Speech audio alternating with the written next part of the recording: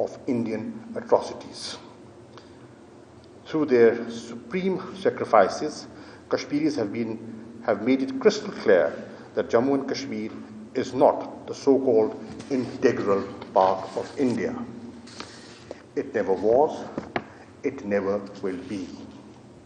Ladies and gentlemen, today, the world is witnessing rise of ultra-nationalism, racism, fascism, religious hatred and intolerance in India in the garb of Hindutva supremacist ideology championed by the RSS-inspired BJP government, which has been using violence to achieve its illegitimate objectives.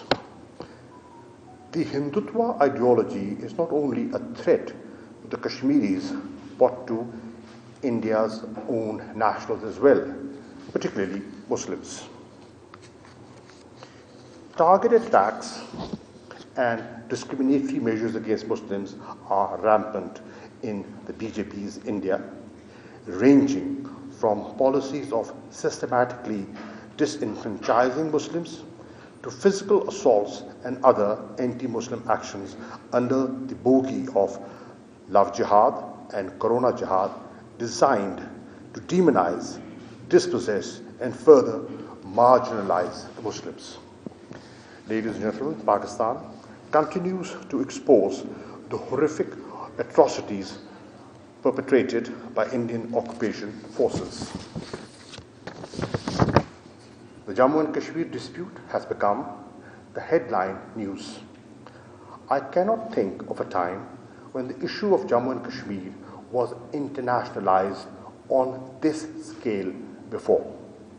Several credible reports from human rights organizations and media outlets have already censured India on its ongoing military siege, clampdown on communications, media blackout, and the use of other measures to perpetuate its illegal occupation.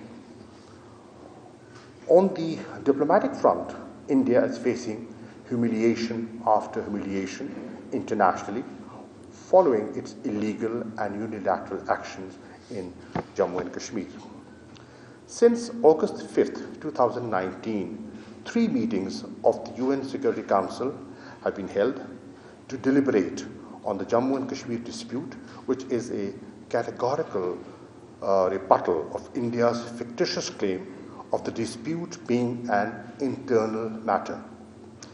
In addition, a number of parliaments, including the European Union, UK and the US Congress, have reviewed the situation in the illegally occupied Jammu and Kashmir on different occasions. In a recently held debate at the British Parliament on the political situation in Jammu and Kashmir, the British parliamentarians have called out the BJP government for its ongoing brutal and systematic violence against innocent Kashmiris. The increasing international denunciation of India's brutal campaign is indeed a step in the right direction. However, there is still a lot to be done that will help pave the way for early resolution of the Jammu and Kashmir dispute, which is a prerequisite for durable peace and stability in South Asia.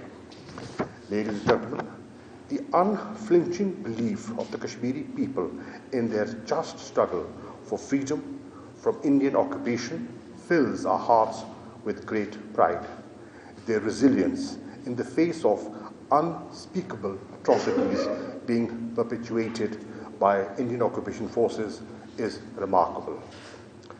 On its part, Pakistan's ultimate objective remains the resolution of the Jammu and Kashmir dispute as per the wishes of the Kashmiri people and relevant resolutions of the UN Security Council through a free and impartial plebiscite under the UN auspices.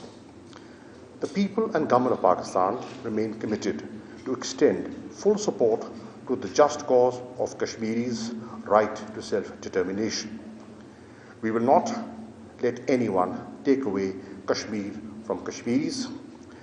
This cause and the struggle is just, sacred and non-negotiable. The Kashmiri spirit will ultimately triumph, inshallah. I thank you. I just want to add to this, we keep talking about Kashmir and we keep addressing international, at different forums. But in my view, I think our strategy should somewhat change. It should be more focused on human rights organizations, because many democracies claim that they are torchbearers of human rights, and the new Biden administration is, talking of human rights. We need to engage more actively with parliaments, with think tanks and people. Until we can build pressure of public opinion, governments, because of political expediency and realpolitik, perhaps knowing what's going on,